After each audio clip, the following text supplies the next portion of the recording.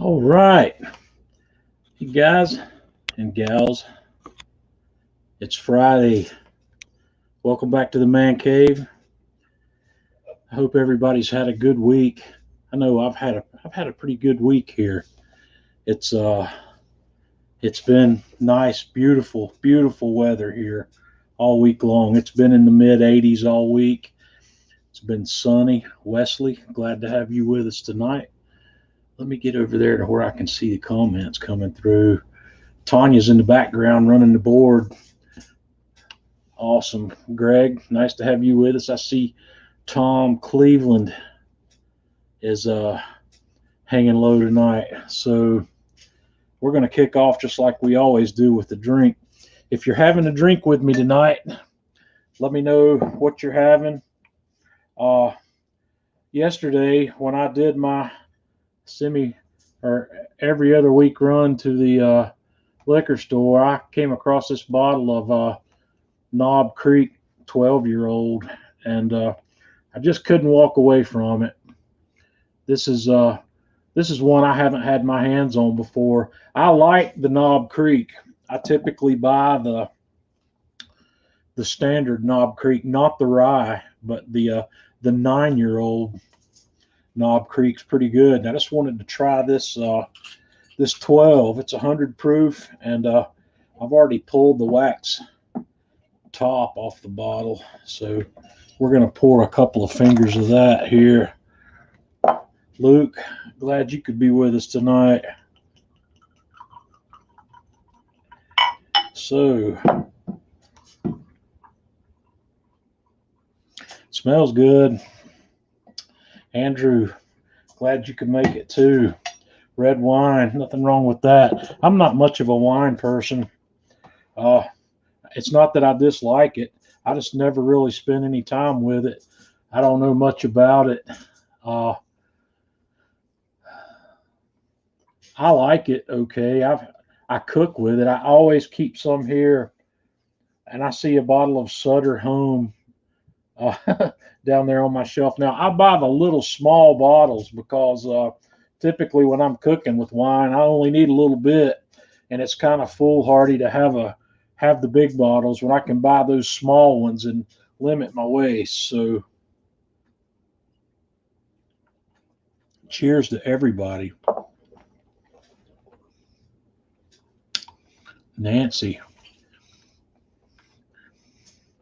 happy birthday.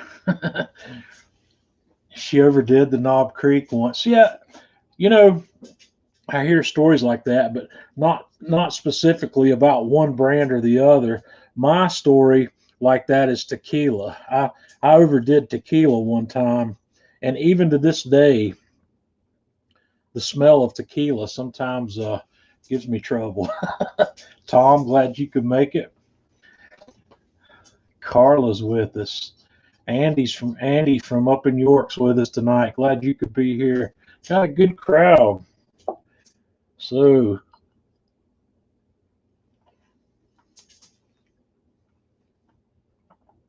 I'm trying to get a bead on the Knob Creek 12-year-old. What I don't have, I'm going to have to go back. I thought I had some of the 9-year-old here, but I don't. I'm going to have to go back and get some of that because I want to do side by side with these because the 12-year-old's a lot more expensive than the 9. Mark from Sydney's with us. The weather is the weather turning cool in Australia yet? Somebody said one of my other contacts in Australia, I think, said something today about the weather's starting to turn cool in the southern hemisphere. It's just starting to get hot here. So, Brian, glad you could be with us. Ran out of beer. Oh, Jeffrey, the Man Cave Meal shirts. I did this. I had a batch of these made a couple years ago, and I sold them. And my objective was not to make money. I just wanted to do it as a service to the people who wanted them. And I ended up coming just shy of breaking even on these. Jeff, glad you could be with us too. I may do it again sometime, but I don't remember what I sold them for. But I underestimated how much it was going to cost me to mail these shirts out, and I ended up having to. I ended up losing a little bit of money on that first run of these things. So maybe I'll do it again. And uh, Tanya, I need to show them those coffee mugs, and I've got I got some coffee mugs, some sample coffee mugs made up also that I'll show you guys those next week maybe. I'm still trying to decide if there's a market for a Man Cave Mills coffee mug. So, yeah, the t-shirts. I think I sold about 75 or 80 t-shirts. Beth, good to see you tonight. And I got them all packaged up and all mailed out. But the problem I ran into is it ended up costing me about $2 or $3 a piece more to mail those things than I had estimated. And that was my mistake for not actually checking what it was going to cost to do that. Mark from Raleigh. So, yeah. You know, swag is something I'd like to get into. The problem with swag is that it is time consuming and it's low margin. The amount of work I put into it to make it happen, I don't really think is worth the time, or the time I put into some of these things is not worth the small amount of money I'd make on it. When you have custom stuff like this made up, unless you have huge runs of it made, it's expensive. And by the time I get it made and get it to you, the price I would have to charge you in order for me to make $3 or $4 on one shirt, you'd be up around $20 or $22, maybe even $24 for a t-shirt. I know that's not a lot of money. T-shirts sell for that everywhere, but we'll look at it. We'll think about it. These I got made locally. There's a shop right here in town that makes these, and she doesn't charge me a lot to do it, but we'll figure it out. I did a barbecue apron one time before for the Kamado Guru brand. That was a little difficult also. Ron, the Knob Creek's decent. I was just saying that I don't have the 9-year-old here to compare it with, and that's what I really wish I had, because this bottle cost about twice as much as the 9-year-old. I think, if I remember correctly, I paid $36 or $37 for the 9-year-old, and this 12-year-old bottle was $70. George, that George Dickel, they have that down here at my local ABC store, the Bottled and Bond. Stephen Hickey, I don't know if he's in here with us tonight. Stephen was telling me about the Dickel Bottled and Bond, saying I might try it, and I will, but it's a $50 bottle, and it's one of those things where, unless I'm sure, this is rare right here. I spent $70 on one I'm not sure about, and I know I said I wasn't going to do that, but here I am. I did, and it's good. This is not something I would hesitate to drink. The thing about this is, I still would drink my Jack Daniel's Single Barrel Select over this, without a doubt. This is good. No complaints. And I'll finish this bottle. I don't know that I'll buy another one of these. I might. But the Jack Daniel's Single Barrel Select is a go-to for me. It's my house whiskey, and right now I have a good supply of the Eagle Rare. I've got nearly 3 bottles of Eagle Rare. Hey Beth, that little free library is coming along.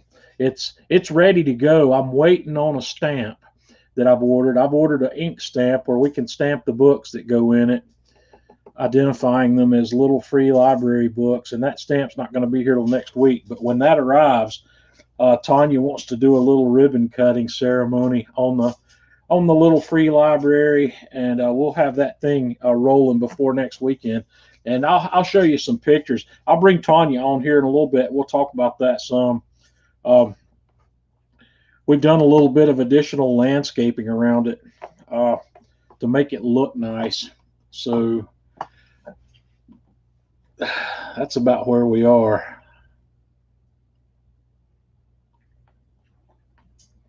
I'm not ready to pass judgment on the Knob Creek yet. This flavor on this bourbon is developing as I go. It's I can taste the flavor changing. This is 100 proof. It's higher proof than average, and sometimes it takes a few moments longer for that flavor to settle in. And there's some really nice caramel notes coming out of this now. It's good. It's a sweet, and I love the sweeter whiskeys. I do. That's a fact. That's why I haven't spent much time digging into the ryes yet. And yeah, Jesse, the Four Roses, I've got a bottle of their single barrel. I've got a single barrel back here that I've been working on. Oh, man, the E.H. Taylor is one of the other Buffalo Trace brands that I haven't got my hands on yet. I want to get the E.H. Taylor and the Stag, and then I'll have had everything I want on that side. Luca, glad you could join us tonight. Luca's the reason I've got a couple extra bottles of Eagle Rare. Luca hooked me up with a source for that paid off very nicely. I was able to land 2 bottles of that I picked up last time I was in Atlanta. But yeah, the Eagle Rare. And in fact, yesterday when I went to the liquor store, when I got this Knob Creek, they had another bottle of Eagle Rare on the shelf down there, and I didn't buy it. I left it for the next lucky guy, since I do have nearly 3 bottles of it here at the moment.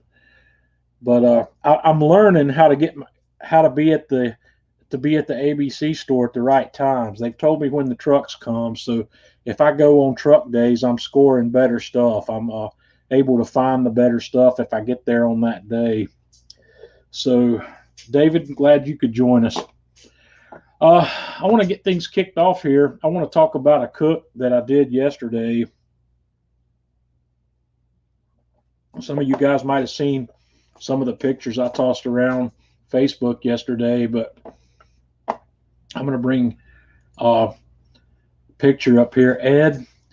Ed's got some. Ed's been watching my whiskey progression here, and Ed's got a nice collection of whiskey on his bar.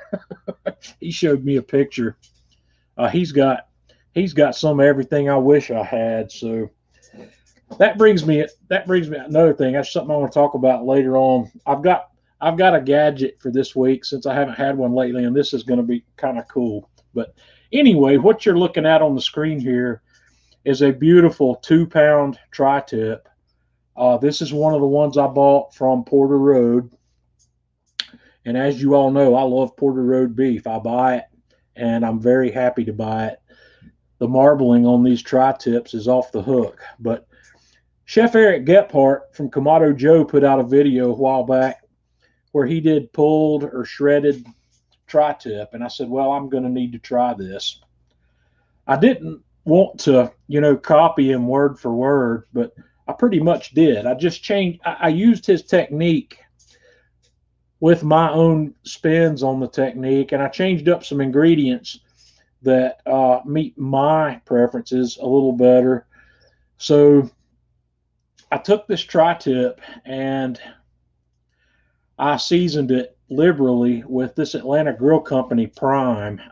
This particular seasoning blend is heavy on the dill and red pepper flakes. It's got a beautiful flavor. It's got a lot of salt in it also, which is what I needed for this. But I gave this guy, a really nice liberal dose of that on both sides. And then I vacuum sealed it in my chamber sealer. And we let that live in the refrigerator overnight. I put that in the refrigerator Wednesday night and just let it go overnight where that salt can go to work. And then Thursday, I was raring to go. This is another picture that I posted on Facebook just to just to stir the pot a little bit. I posted it right before noon and talked about how it's a sin to drink before noon, but my day was getting ready to start in about 60 seconds. I had to go to the grocery store to get some of the things I needed to do this cook, and I needed some Guinness beer because I usually keep that on hand and I let myself run out of it. I keep the Guinness Extra Stout on hand here. I don't drink much of it, but I cook with it a lot. And they had some of the Bell's Oberon, and I am fortunate enough to have an Oberon pint glass, so I bought a 6-pack of the Bell's. And for those of you who like beer, this Bell's Oberon is a Hefeweizen. It's a wheat beer that's got some orange, some citrus notes. It's orange. I believe it's steeped with orange peel. And let's see that comment here. Scott wants to know why I vacuum. Scott, the reason I vacuum when I do that is because as the salt's drawing the moisture out of the meat, it keeps that moisture in contact with the meat. There's no room for it to fall off of the meat and get into cracks and crevices in the foil or in a pan. It keeps all of that liquid constantly in contact with the meat where it can immediately go back to work in the meat. I'm not saying that the foil won't work or it doesn't work as well. It's just in my mind that this process works, and it never let me down. It's less mess, and I hope I've answered that question. If not, let me know. But I just prefer it. The vacuum seal allows me to just toss it in the refrigerator on a shelf. I don't have to put it in anything. I don't have to worry about it dripping or running or making a mess when I open it up. And it does work very well. It's my go-to process. And Carla is asking about the beer. So that's the Bell's Oberon in this picture right here that I have up. It's a Hefeweizen. It's brewed somewhere up in Michigan. I can't remember which town it is, but Bell's has a lot of really good beers. And I also, in this picture, wanted to show off my new Le Creuset Brazier. I'm super proud of this thing. Atlanta Grill Company's carrying this line now. And I love this flat black color because it's easy to keep it looking nice if you're using it on your grill. But after I finished cooking on this one, I cleaned it back up just like I would my red ones. And it looks brand new even after I've cooked with it. But anyway, here's what that tri-tip looks like after I take it out of the vacuum seal. Tom, I picked the Pellet Joe for this cook because I was going to do 2 different temperature ranges. I'm going to go through that here in just a minute, and you'll understand why. There is a specific reason I chose the Pellet Joe. But this is what that tri-tip looks like after I take the vacuum seal off of it. You can see all that rub is still adhered directly to the meat. And that salt, by this time, had 18 hours or so to go to work. And what I did when I fired up my Pellet Joe and I set it for about 425, and I put the bottom half of the brazier in the grill, and I let that brazier preheat. Once my grill got up to 400 or 425, I let it ride there for 30 minutes or so to make sure this pan was good and hot. And then I put a little bit of oil in the bottom of that pan and let that pan get good and hot. And then I seared this tri-tip on both sides in that pan. I gave it, I don't know, 3 minutes. The side you see here showing is the first side that I seared. This has already been flipped. And I gave it maybe 3.5 minutes to get that sear. I did the same thing on the other side. I flipped it. And then I missed a photo here. I took it out of the pan. And at this point, I deglazed my pan with the Guinness. I poured a whole bottle of Guinness into the pan to get all that fond on the bottom of the pan loose and dissolved, and get it back up, because that's that flavor we don't want to get rid of. So I tossed in some onion, and then I set my tri-tip in the pan on top of some of the onion that I put in there. I put the rest of my onion. I used about 2/3 to 3/4 of a fairly fat white onion here. And the green you see here is a poblano pepper that I kind of I sliced it in half lengthwise, and then I went up the pepper, slicing it into these strips. There's 3 cloves of smashed garlic in here, and I took two tomatoes that were about the size of a baseball and cut them up to the whatever size you call this here. And I put all that back in the pan, and then I came in behind that Guinness with some beef stock to fill that pan about half full, half to maybe 2/3 full with beef stock. And then we set the lid back on here and left it cocked where my smoke from the pellet grill can get in here. And Tom, at this point, when I'm coming back to this stage, I lowered the grill temp to about 300 to 325 because I don't need all that searing power for the braise segment of this. So I can just turn the heat back. The pellet Joe cools quickly enough that it's not a problem. If you want to do a cook like this and you're not going to use the pellet Joe, do that first segment. Do the point to where we are right now, just on your stovetop. Get your pan hot, sear your meat, put the rest of the stuff in there, and then come out to a 300 or 325 degree grill and leave this lid on your brazier or on your Dutch oven or whatever you're going to use to cook this in. Leave it offset where the smoke from the grill can get in there and interact with that. I left this offset for the entire process, and we went for about 3.5 hours at this stage with that lid just like that. Here's another look into it, a little bit longer into the cook. I may have been about 30 minutes in maybe at this point. And here's a little video clip that I made. Let me let it load, and it should spin off here in just a second, hopefully.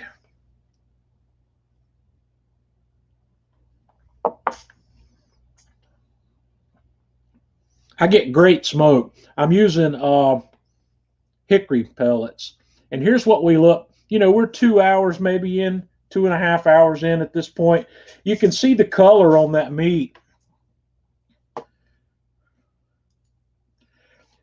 You can see in here that color, that reddish color developing on the meat. That's like a smoke ring that's developing in there. I'm getting great smoke inside the pan during this cook, and that smoke is adding that flavor to the meat and to these vegetables in the liquid that we're braising in. And this liquid's reducing as we go. So this is right near the end.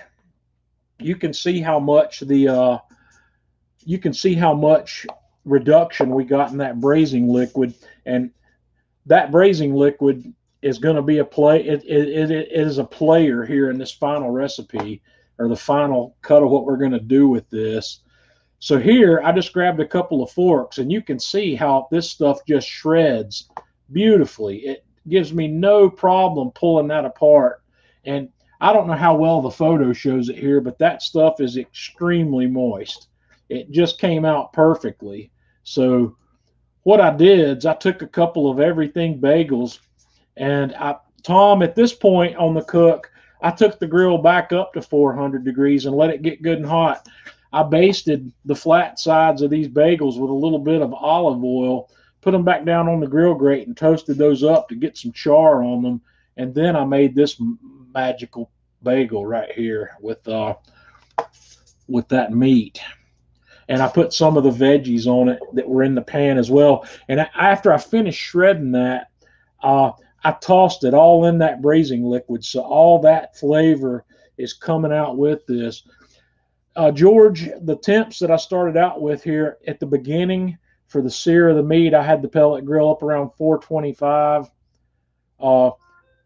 around 3 to 325 for the braising segment, and I just ran it back up to 4 or 425 to sear that or to toast those bagels. But this was the end product for that. And Chef Eric made tacos with his, which you could do that. I didn't want to do the exact same thing he did, and I got to thinking about this. There used to be a bagel place near me that served a pulled pork bagel, and I decided I was just going to toss some of this on a grilled bagel. And guys, that was off the hook. The video for this cook is online. I posted it on Atlanta Grill Company's YouTube channel and their Facebook page today, and I think I shared it out to several of the groups, including the Atlanta Grill Company, or including the Kamado Joe group. Tom, that's an excellent question, and that's something I want to talk about right here. Tom wants to know what other cuts of meat do I think would work. Okay, let me pull the pictures down for a moment, because that's a great question. The first thing that came to my mind after I ate this, first of all, is it was delicious. There is absolutely I got no problems with that. It was good. But what we did to that meat, we packed a lot of flavor into the extra things that we did. The Guinness, the beef stock, the rub, the garlic, the poblanos, the tomatoes, the onions. We put a lot of flavor there. And in my opinion, I don't think we need a tri-tip to make that successful. The tri-tip worked, and I wanted to use the tri-tip because I was fascinated by the fact that you could even do it with a tri-tip. When I'm cooking tri-tip, I'm thinking medium rare, just like I'd want to do my ribeye. I don't know what would happen if you took a ribeye that far. I wonder if you can shred a ribeye. I don't know. I was asking Tanya and I were talking about this today, and I'm thinking about, I think you need a piece of meat that's got good marbling in it for this to work, but I may try it with a sirloin tip just to see if I can make it work. If you don't want to use tri-tip, I can understand that, because tri-tip is expensive for this project. You can do this with chuck roast. Absolutely. You could get a chuck and do the exact same thing I did here, probably for the exact same time. The chuck roast may take a little longer in the braise to get to a point where you can shred it like you did, or like we did with this tri-tip. The tri-tip does not have the collagen and tough connective tissue like the chuck roast did. It doesn't need the time in the braise to gelatinize all that stuff and make it tender enough to pull that stuff and shred it like we did here. Another cut of meat that you possibly could do this with would be a pork loin. I have seen plenty of people put pork loin in a crock pot and cook it for 8 hours and shred it up like that and make barbecue out of it. I might even be willing to try it myself with a pork loin.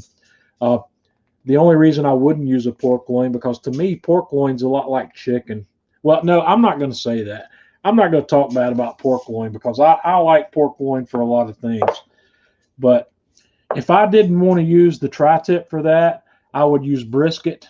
I would use brisket would be the cheapest way to do it. Chuck roast would be the next best way to do it. So, yeah, Scott, Randy, glad you could join us. Scott Harmon here says he had seen pulled pastrami. I've done some pulled pastrami before, and I did a pulled pastrami video with a chuck. I treated a chuck roast like pastrami and did that. So that's where that lands. But yeah, it was delicious. It was really good. Will I do it again? I don't know. It's not likely that I'll do it again, and that's weird for me to say that, because I'm really proud of that particular cook.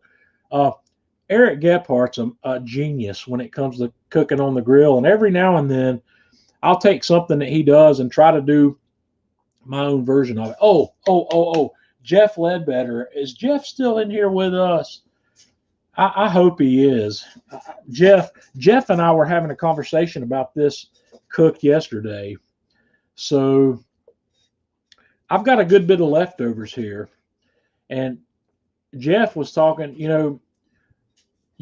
Jeff said you could make a shepherd's pie out of that. And I got thinking about that. And yeah, because we used Guinness, instead of using ground beef or lamb, like a typical shepherd's pie is going to be lamb. They call it something else if you use ground beef. They call it a cottage pie. Those people across the pond get upset if you call it the wrong thing. Do I have anybody from the UK in here tonight? If you're from the UK, stand up and shout, because I want to ask you about cottage pie versus shepherd's pie. And I think the only difference in the two is the meat that gets used. But if I'm wrong, I want to know, because I like to try to understand tradition. But my wife and I love shepherd's pie. I haven't done one lately, but I'm going to take the leftovers I've got from this one day this week, and I'm going to put it in one of my smaller cast iron pans, and I'm going to put the mashed potatoes across the top of it, and I'm going to cook it out there in the Alpha wood-fired oven and make a shepherd's pie out of it. So, yeah. This is a fact right here. Tanya, I was just getting ready to put that comment up there. Beth says all that pie is delicious. That's right. It don't matter. It don't matter what you call it. It's good. It's a comfort meal. And Tanya and I've done shepherd's pie here several times for my wife and I, and we love it. I've cooked it on the Kamado. I've cooked it in the Alpha. So yeah, there's a lot. It's a heavy meal. It's not something I would typically make in the summertime, but I'm going to do this one because I've got this, and I think it would be a perfect way to use some of the leftovers. So that's going to take me on to what I said I was going to talk about tonight. I was going to talk about cooking desserts on the grill. And before I go to that, I got one thing here I want to show you. Let me bring this back up. For those of you, I'm sure most of you who are watching are familiar with my YouTube channel, my Man Cave Meals YouTube channel. I want to show you a couple of things I've done here. This is my Man Cave Meals YouTube channel. The problem with this guy is that I've made video content on this channel. I've made video content on the Kamado Joe channel, and I'm now making video content on the Atlanta Grill Company channel. So my video content is not all in one place anymore. But what I have done, and I spent a lot of time doing this, I have created playlists on my channel that encompass all of the videos that I've done on all three channels. So if you go to the playlist section on my channel, the first group of playlists is called My Favorites. I've got my favorite meats, my favorite sides, my favorite desserts, and my favorite breads and pizzas. But if you scroll on down, I've got more content that are playlists. And if you click this drop down here and go to all playlists, it'll bring up, well, that's what it's bringing up. But I've got pork, poultry, beef, seafood, lamb, which doesn't have much in it, side dishes, desserts, casserole meals, miscellaneous, chilies and stews, product reviews, instructional videos, sous vide, and sauces and rubs. I've categorized all of my video content into those categories, and there are over 600 videos within these playlists. So if you ever want to find something that I've done, this is the best place to start. If you come to the Man Cave Meals channel, figure out which category it's going to be in. It's going to be in one of these lists. But I just wanted to show you that because today we're going to talk about desserts. I'm going to show you some of the desserts I've done on the grill that I think are amazing. And one of the older ones that I've done is cheesecake in a typical springform pan. Cheesecakes are not hard to make. And making it depends on how perfect you want your cheesecake to be. If you see my cheesecake here, there's a crack here, and a real serious cook of cheesecakes would call that a failure. But when you get done and have this on your plate, what can you say? This was a really delicious cheesecake. This was the first cheesecake I made on a grill. I did this one. This one was done prior to me becoming directly affiliated with Kamado Joe. But it was absolutely delicious.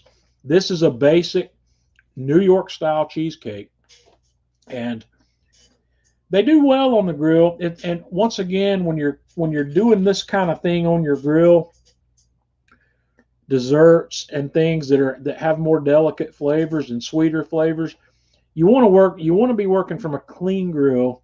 You don't want to have just cooked a brisket or a Boston butt in that grill.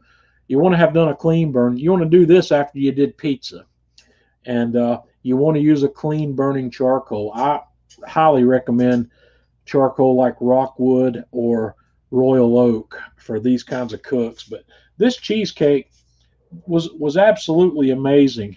It had a beautiful, light, fluffy flavor to it, and it was just really perfect in my opinion. This is a cast iron pan apple pie. The apple pie, a pie like this, you can get away a little bit more with a grill that's not perfectly clean. But take any pie recipe that you like to cook, put it in a 10-inch cast iron pan, and cook it on your grill. And you're going to love it. This I haven't looked at my statistics lately, but this particular video was one of my most popular dessert videos for a very long time. In fact, I think Tom Cleveland, if he's still with us, I think Tom's still cooking this recipe. But my favorite pie that I cook on the grill is this one. I know they look the same, but this is my peach pie. I like peaches better than apples. And yeah, this Tom loves my apple pie. I'm glad. That makes me feel good. But this peach pie is a much better pie than that apple pie. And the thing about the peach pie is I use a little bit of amaretto and a little bit of Grand Marnier when I'm making the filling to go in this pie. And the almond flavor, you could probably do away with the amaretto in this. Or no, you could probably do away with the Grand Marnier in this pie and cook it with just the amaretto, because the almond, I don't know why, I don't understand flavor combinations sometimes, but the peach and almond combination is just mind-blowing. And I like cooking with alcohol. I like cooking with liquor. Peach would also do well with bourbon. I'd not have any problem making that pie with bourbon. Guys, the Knob Creek must be better than I anticipated, because we're only halfway through here and I'm done. That's it. I got through that quickly. But this peach pie is awesome. Now, one of the things I want to comment about all of these, and you can kind of see it here, one of the things that the Kamado Joe, and not just the Kamado Joe, but any Kamado is a little bit weak with, is browning. These pies don't brown as nicely as I would like them to. I'm probably going to go back with Atlanta Grill Company's content. I might make another one of these pies sometime soon, because I want to do this using the Dojo. because with the Dojo accessory on the grill, I'm going to get better heat on the top side of this thing, and it's going to brown better. So if you have a Dojo, use the Dojo, and it'll probably brown up a lot better. But these things, these pies are amazing. They're If you haven't cooked a pie on your grill, don't wait. So what's my next one here? I don't know what order I've got these in. Okay, this is not the greatest picture, but what you're looking at here is a skillet cookie. This is a big one of those big chocolate chip cookie cooked in a cast iron pan. I made a batch of chocolate chip cookie dough, spread it out in the pan, and just cooked it on the grill. It's awesome. It's easy, and this is something that this one also actually can handle a grill that's not completely clean. If you've got a little bit of off-putting smoke on your grill, it's not going to affect this one as much. But this is really good, and it's a crowd pleaser. This is something that you can throw on the grill if you have it ready to go. And you can have this ready to go easy. You can make your cookie dough, press it out in the pan, cover that pan with plastic wrap, throw it in the refrigerator, and just hold it there until you're ready to toss it on the grill. And this kind of thing cooks at 325 or 350. So when you're done cooking whatever else, kind of get your grill in that range, toss it on there while you're eating dinner, and these will be ready by the time you're done. But they're delicious, these big cookies. This was the first attempt I had ever made at making a strawberry pie, and I was trying to make it look nice. This is what I called a drunken strawberry pie. Or was this? No, this wasn't that. That was something else. This is just a strawberry pie, and I made the pie filling myself, and I tried to make an appealing looking lattice work crust. I'm not so good at that. My food's not always pretty, but it is. This pie was delicious. It's got a. I don't make homemade pie crusts. I buy store-bought pie crust and make them into what I want them to be. And while I've got that picture up, I don't have that pan close by, but that pan is unique. It's called a Grizzly. It's made by a company. I think they're here in North Carolina. In fact, that is a nickel-plated cast iron pan. It has all of the wonderfulness of cast iron, but you could actually throw that thing in the dishwasher and it won't hurt it. It's I don't know. I bought that pan when I saw it because I wanted to play with it, and it is everything it says it is. It's super heavy. That's like a 10-inch pan. They make a bigger one, but it's like 7 pounds. The thing's heavy. But anyway, the strawberry pie came out extremely well. So that's what's at the third pie we've come to now. So apple, peach, strawberry pies, throw them on the grill. Okay, this is another one of my favorite desserts. This is my favorite blueberry cream cheese pound cake. And sometimes I cook this in a round pan, and sometimes I split the recipe into two and cook it in these cast iron loaf pans, which is what I've done here. So I've got the batter out in those pans, put them on the grill, and when those guys are about ready, this is what they look like. It depends on what I want the final cake pieces to look like, so whether I go round or rectangular on these. And in this particular one, I wanted the little rectangular pieces. I know this is a bad photo.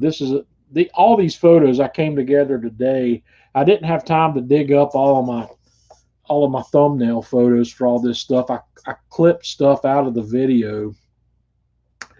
But I made a bourbon blueberry sauce to go on top of this, and that's what you see here. And it's off the hook. That bourbon blueberry sauce would work well on this cake or any kind of pound cake really, or ice cream. So once again, cook it on the grill. And this is my most recent pumpkin pie. This was fun. I decided I make a really good pumpkin pie, And if you go back through my videos and look at those playlists, you're going to see two. The older one is really good, but so is this one. I changed up the recipe a little bit for this one, and I made the crust for this one out of ginger snaps. And it instead of like graham cracker, the ginger snap crust really brought this pumpkin pie to a new level. And this is what that looks like. That particular pumpkin pie looks like right before I took it off the grill. And here's the finished one. I made some homemade whipped cream to dollop on top of that. Uh, I got, I think my mom said she was going to be watching tonight, and I'm afraid she might be. I don't want to get in trouble with my mom, but my pumpkin pie in a blind taste test beat hers at Thanksgiving one year by my brother-in-law. He was the impartial judge. But this pumpkin pie is delicious, and this particular pumpkin pie I made with some homemade pumpkin puree. I bought several of those smaller pumpkins that you use to make pumpkin puree with last fall, and I made several batches of pumpkin puree, and I actually have a little bit of it left. It's in the freezer, but it made a beautiful, beautiful pumpkin pie. So, Stephen, have you tried? No, Stephen, I haven't. I was just talking about doing another one. I haven't tried a pie with the slow roller, so you think maybe the slow roller would help me out? It might. It very well could. Pies cook. I don't know, cooking at 350 ish. I don't know. Maybe I need to do two, and I need to try one on the slow roller and try one with the dojo and see what happens. So yeah, that's a good thought, Stephen. Thanks for bringing that up. The slow roller might. No, I'm not going to say it might. I know the slow roller will improve it. I got no doubt. I've got enough hours under my belt with that slow roller that I know the performance differences it offers, and that would probably do better. It would also, I could also improve that browning if I would do a milk wash or a maybe a very light egg and milk wash, or change up my. I did an egg wash probably on both of those pies. No, I did an egg wash on both of those. I might need to change that up a little bit. I might need to with an egg wash, it's hard to get sugar to dissolve in an egg wash, so I would need to just add some milk to that. But yeah, that might work. This is the beginning of my fruit cake. I talked to y'all about fruit cake one time before. I don't like fruit cake, but the reason I don't like fruit cake is because I don't like nuts. I know I'm weird, and you don't have to tell me about it, but I don't like nuts, and everybody's fruit cake is full of nuts. But I decided I'm gonna make a fruit cake that doesn't have any nuts in it, so that's what I've done here. The recipe for this is on my YouTube channel. If you find it in one of those playlists, this one uh, was done on the Kamado Joe YouTube channel originally, and it's got a lot of flavor. It's got a whole lot of flavor to it, and it's got a lot of dried fruits in it, a lot of different dried fruits. And when I made the last one of these, I took all of my leftover dried fruits and vacuum sealed them, and I have enough to do another one, which will save me a bunch of money because you're going to spend $20 or more on just the dried fruit you need to make this. And I made a sugar glazed drizzle to go on top of it. I know that photo doesn't do this one justice, but the thumbnail on the video looks good. And guys, I've never done this before, and don't tell my mom you saw me do this, but I'm going to have another finger of this tonight because I'm running ahead of schedule. Just a little bit, not much, but this has got a little bourbon in it. This fruit cake. So my next one, this is a pumpkin pound cake. Uh, a couple years back, I took a Halloween jack-o'-lantern, and I know that's not the normal pumpkin you would use to make pumpkin puree, but I cut that jack-o'-lantern up. I put it on the Kamado Joe and I roasted it. And I made pumpkin puree, from which I made this amazing pumpkin pound cake.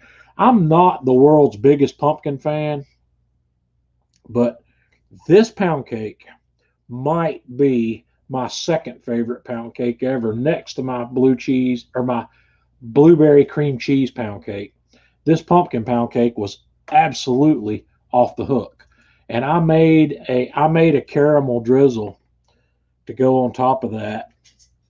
I did the sugar and the cream. I made a beautiful, beautiful caramel drizzle to put on that pound cake. And also, well, that I missed a photo here. I thought I had a cut photo.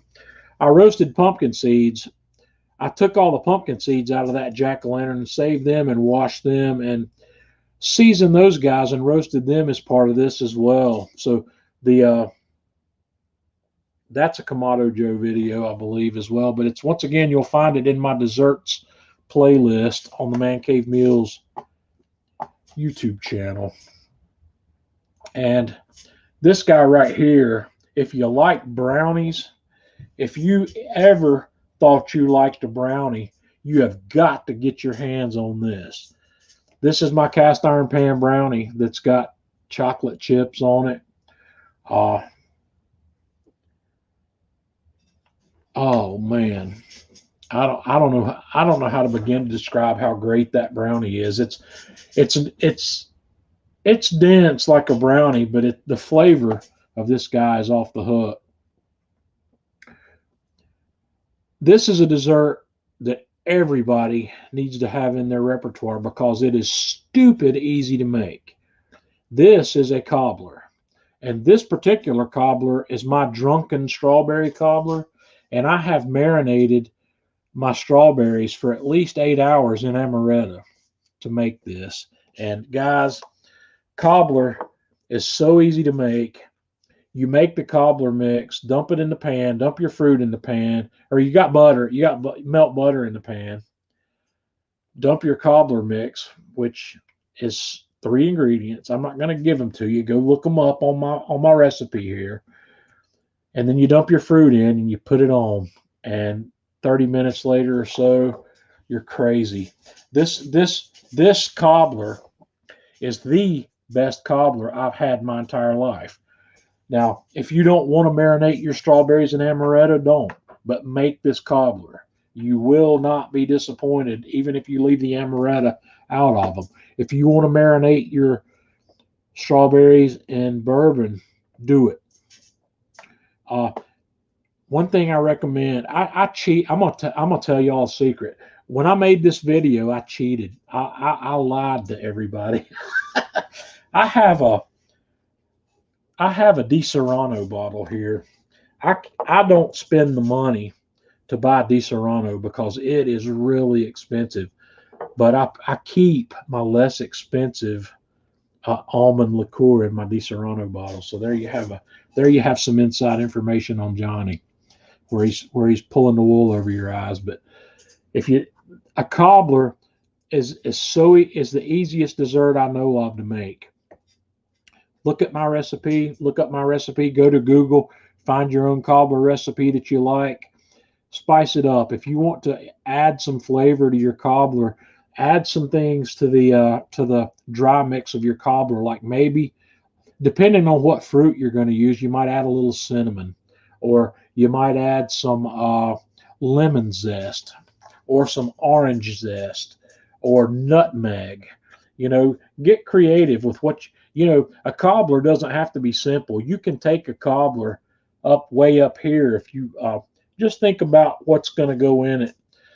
Take your I don't know where to start telling you flavors that go together. A lot citrus goes with a lot of fruit. So, like my blueberry, I love lemon zest in my blueberry muffins, and I put lemon zest in my blueberry muffins. And my blueberry muffins recipe is also on my playlist. So, guys, have a look there. Okay, Tom Cleveland, are you still with me? I hope Tom Cleveland's still with me because this is mine and Tom Cleveland's. This, my friends, is a bread pudding, and I got in trouble over this bread pudding. I got scolded by Bobby Brennan, the guy who used to own Kamado Joe, for making this video. Bobby did not believe that I should use Krispy Kreme donuts to make a bread pudding. He says, "Man, why are you using Krispy Kreme donut?" He got upset, really. I think he was really disappointed with this. But guys, this is amazing stuff. Tom, he's backing me up. This is great. This bread pudding recipe that uses day or a couple day old Krispy Kreme donuts is off the hook. You just shred your donuts up by hand. You make your custard, you put your fruit in it, throw that guy on the grill, and this thing is crazy. It is absolutely extremely crazy. And I think this may be the last one I've got that I'm going to show you tonight, which is working out good time-wise, is grilled peaches. Peaches are quite underrated, and I had some really nice fresh peaches, and I actually did these on the gas grill. I did these on the Napoleon shortly after I got the Napoleon. But what you see in the middle of those peaches there is a mixture that has got some balsamic vinegar in it. But I glazed those peaches and I put them face down on the grill to get a little bit of char on the flat side after I pitted them and sliced them in half. And the balsamic reduction there in those, I let those continue to cook a little bit with that. And then, here's another look at those. And then I finished them off in a bowl with a little bit of French vanilla ice cream, one of the peach slices. And these, I can't remember what these chips I got were called. These are some sort of cinnamon crisps. I don't remember exactly what they're called. I might have mentioned it in the video. I don't remember, but that's a wonderful dessert right there. The grilled peach with the ice cream and those cinnamon crisps. It's really good. And grilled fruit makes some really delicious desserts. I've done a couple of things with pineapple. I didn't include any of those in this sequence, and that's actually all I have on the desserts. So now that I'm actually done with that, let's bring my wife up. Tanya's with us tonight. Tanya, you've had a lot of these desserts that I've made. Do you have any favorites out of that list? And I have not pre-discussed this list with Tanya. I haven't told her what I was going to have in there. My absolute favorite dessert is your blueberry muffins. Those are the best blueberry muffins on the planet. And I didn't put the muffins. I didn't put the muffins in this batch. So, I know, but I'm just telling you. Oh, those are good. I also really love the blueberry pound cake. The blueberry pound cake. Is that your favorite? Out of all the ones you've shown, probably, yeah. How did you feel about that pumpkin pound cake? Oh, yeah, it was pretty good too. Again, I'm not a big pumpkin person, but I thought it had an excellent taste. I'm not either, but that pumpkin pound cake made me rethink my relationship with pumpkin. It was that good. It sure was good. Yeah. So, and I've done a lot of desserts that aren't in this list. This is not all of my desserts. I took most of these desserts off of that playlist. It's called My Favorite Desserts. Some of them weren't on that list, and I left some of the ones that were on that list off. So have a look, Tanya, did you have coffee tonight? I didn't bring you on early. I did have coffee tonight. What did you make? I made a butter rum iced latte using roasted beans that you roasted. Okay, so this morning, guys, my my coffee roasting skills are coming along. Last week I roasted. Actually, it was like Friday and Saturday last week. I made a couple of roast. I'm becoming confident with my ability to roast the beans to the proper levels. So today I went up to the Jura and I put some Ethiopian Yirga Chefe that I had roasted in there, and I made myself a cappuccino with that. Okay. Steven, sweet potatoes. We talked about that along with my Brussels sprouts. I'm gonna try to find something I can do with sweet potatoes and be happy. I will get there.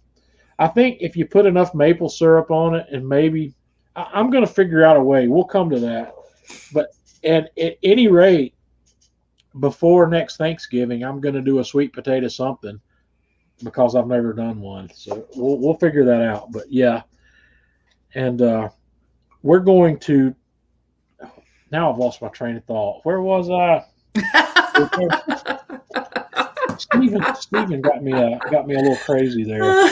We were talking, we're talking about the Yirga Chefe roast that you did. Yeah, some of the Ethiopian Yirga Chefe that I roasted. I roasted it to what's called a city or city plus roast, which is kind of a medium roast, and I think the Valdez Fire Department is just right around the corner from us here. So if you hear that, that's what that is. So, and Tanya actually liked it. I let her have a taste of my cappuccino, so she's made a drink with my roasted coffee. Now, how do you feel about it? It's pretty good. Have you made an actual just coffee or like a flat white or just a plain coffee with it yet? I want you to do that and see what you think about the flavor profile on that. Yeah, not yet. No. Okay. As a matter of fact, this is the first coffee I've had in 2 days. Are you going to be up all night? Maybe. But I have been out in the sun all day. Well, this is true. It's been hot around here today. So yep.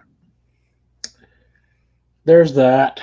And, okay, we were talking about gadgets.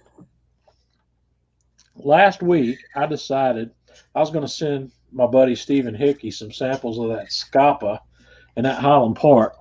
So I went on Amazon and I bought a 12-pack of these little 2-ounce medicine jars that have a twist off top. And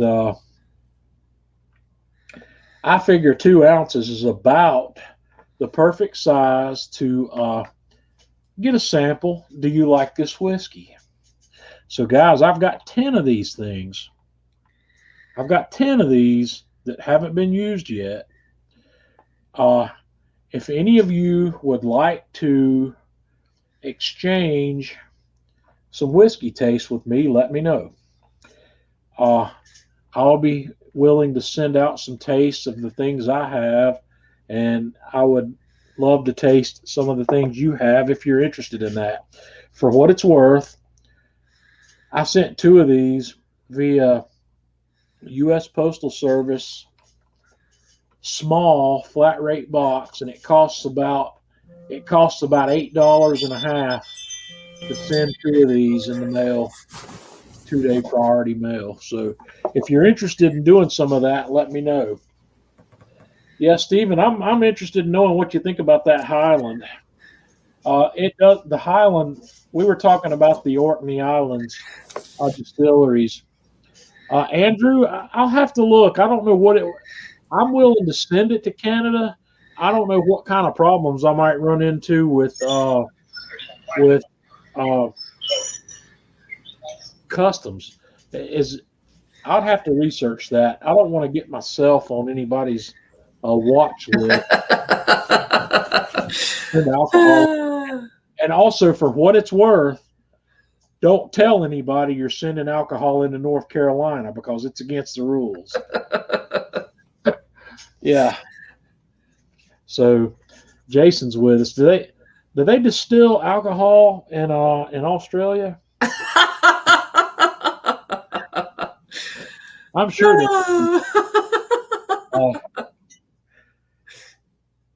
I don't know. I'm not right off the hand. I'm not familiar with anything that comes out of Australia. But if there is something out of Australia that I need to check out, let me know what it is, because I'll see if I can find it here. Because it might be something, if it's popular, it may be available where I can get it. But if it's got any of that yeast stuff, that Marmite, what's that stuff called? Vegemite. Marmite is in the UK and Vegemite is in Australia. Okay, yeah. Okay, Vegemite. No, I'm just picking with you. Tasmanian whiskey. Okay, yeah. Just the idea of Tasmanian whiskey makes me want to have some. So, yeah, send me a link to what that is, and I'll see if I can figure out a way to get it here. Foster's. Hey, Stephen, the Foster's that we get here is brewed in Canada. It's not brewed in Australia. If you look at the packaging, I think only the Australians get real Foster's, because what we get here does not come from Australia.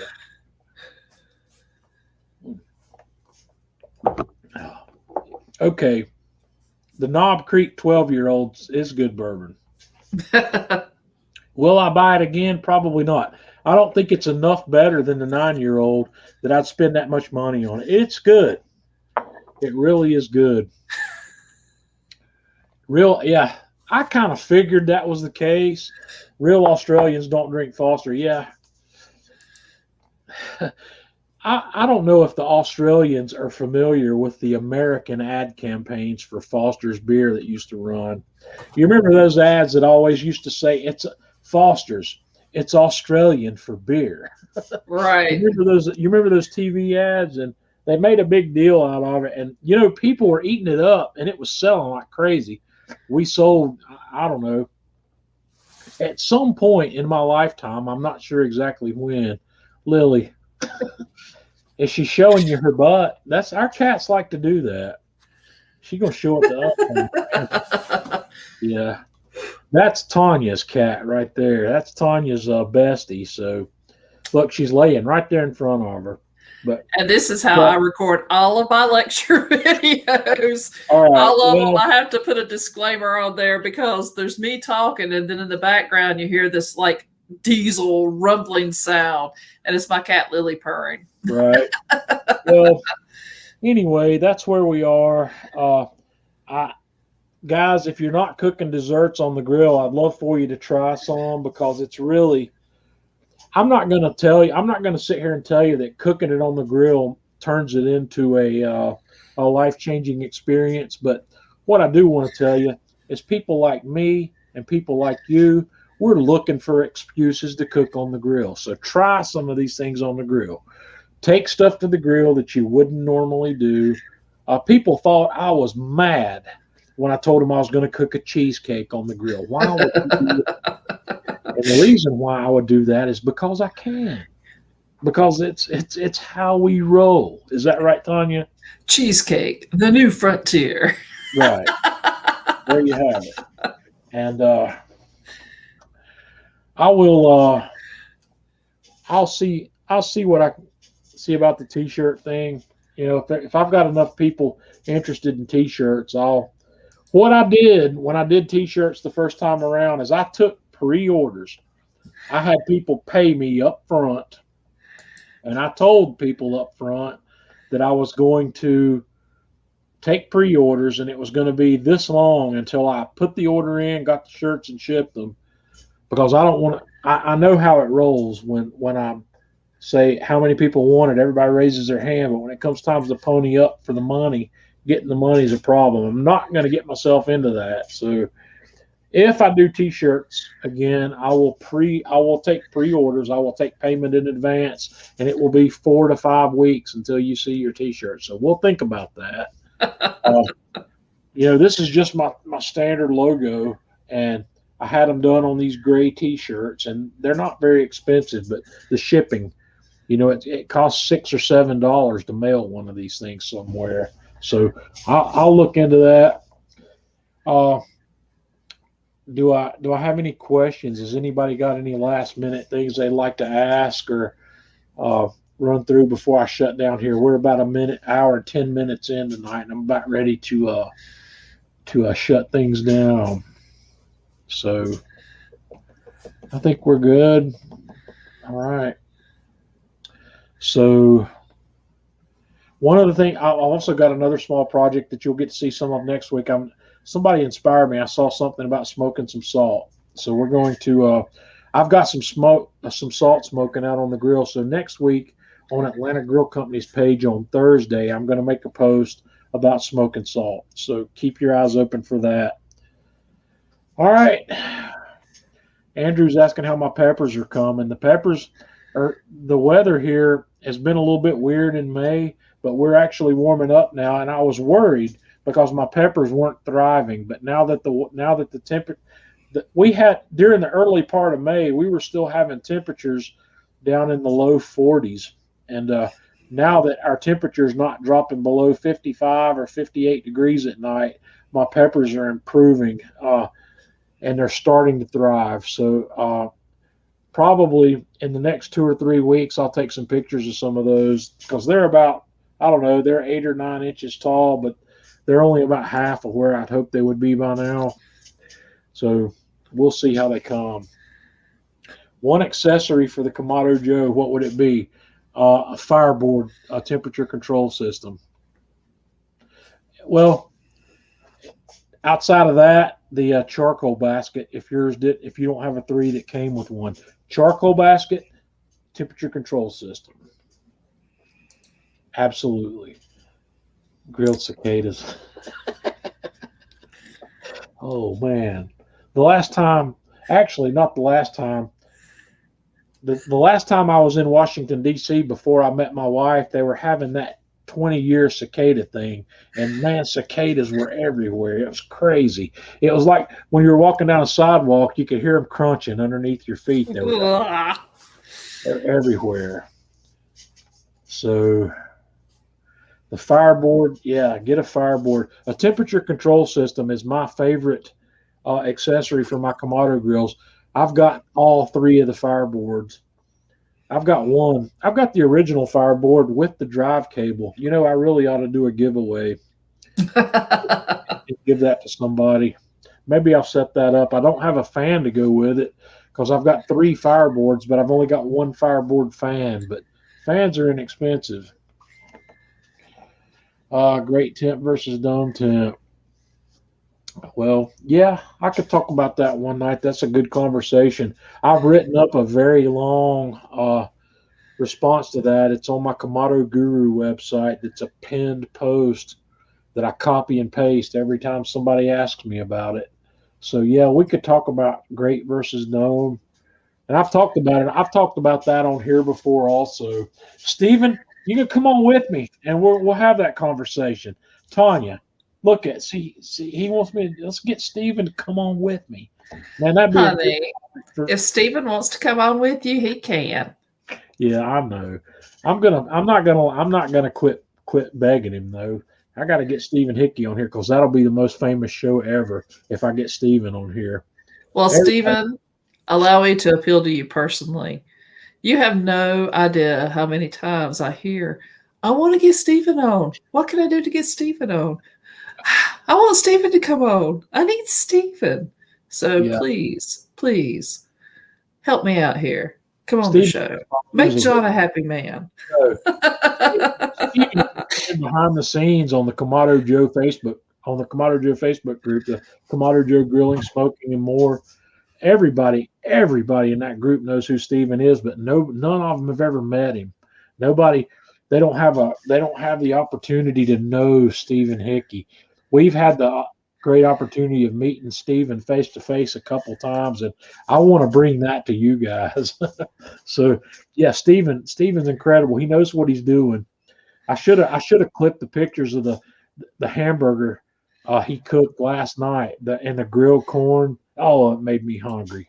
He posted it on the Kamado Joe group. Man, he made a couple of smash burgers that had he grilled the buns, and he's got that beautifully melted cheese on top of them, and he's got lettuce and some beefsteak tomato, and I think he had some jalapeno pepper slices and some bacon. It was just making my mouth water looking at this stuff.